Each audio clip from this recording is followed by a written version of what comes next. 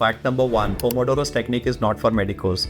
Guys, I hate to break this to you, but Pomodoro is like training for a marathon by running 100-meter sprints. It doesn't work, right? So here's why I give you 3 solid reasons. One is it will break a rhythm. You see, when you're studying those complex medical topics, you need an in-depth analysis, and just when you're getting into the groove of understanding the topic, that is when the timer will go off. So we usually end up with like some part of the topic and not an in-depth analysis, which is required for the INI-CET exam. Second, it gives like a pseudo sense of accomplishment. Like if I say I did 8 sessions of Pomodoro today, sounds very cool, but did I understand those topics in detail? Well, it may, most of the time, in most of the sessions, it would be a big no.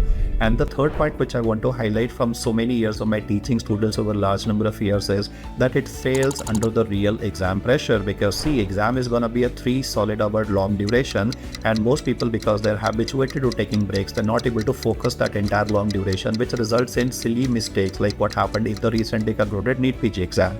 Now, before we go forwards in this video, I will also share with you the 3 most irrational subject combinations that tend to decrease the performance, because there are so many timetables floating around. So hang on till the end of the video when I share those irrational subject combinations.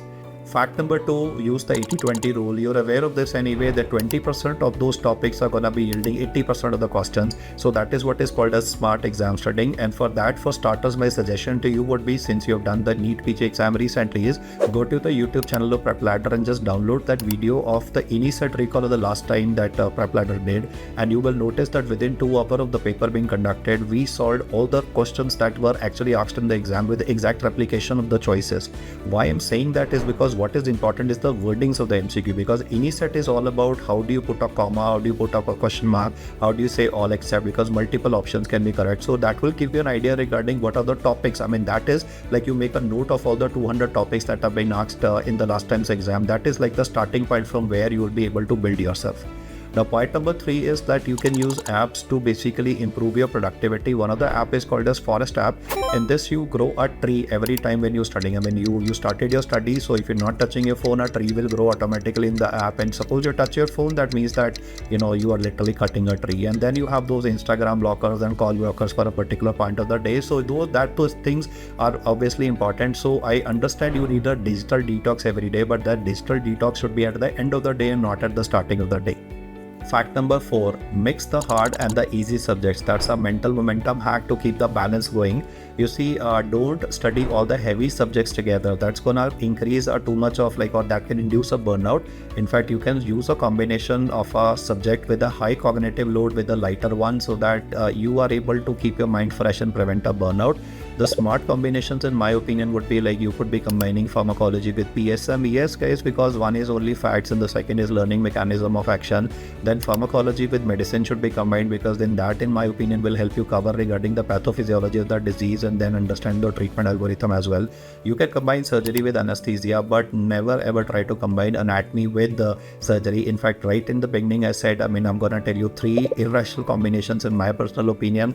One is gonna be anatomy with surgery, because both of them are high cognitive load subjects. Then is anatomy with orthopedics, because anatomy itself is so demanding, guys, that if you mix it up with orthopedics, in my opinion, anatomy and biochemistry are subjects which should be done just en toto. I mean, just like we do a radical neck dissection or something like that. Just get rid of the monkey or get the monkey off my back.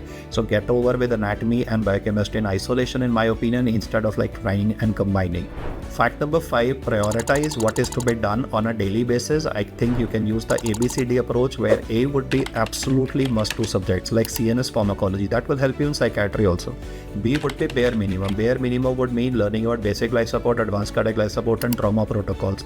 C is can wait. Let me say you have to study biochemistry. Now, studying those enzymes and coenzymes can wait, because even if I study them today, I will finish or forget them by the time the exam will come. So I'll try to keep that subject a little later. Then is certain subjects which are my weak ones, which I know inherently, like suppose my microbiology is weak or my medicine is weak. So D would be do revise daily. At least allocate 1 to 2 hours to a particular subject, whichever is your weakest one. And the most important thing in the end, guys, I would like to say is eliminate. The key part is very vocal. Eliminate brooding over the past scores or the past mistakes that might have been done. I hope you find these tips useful. Thank you so much for hearing me out.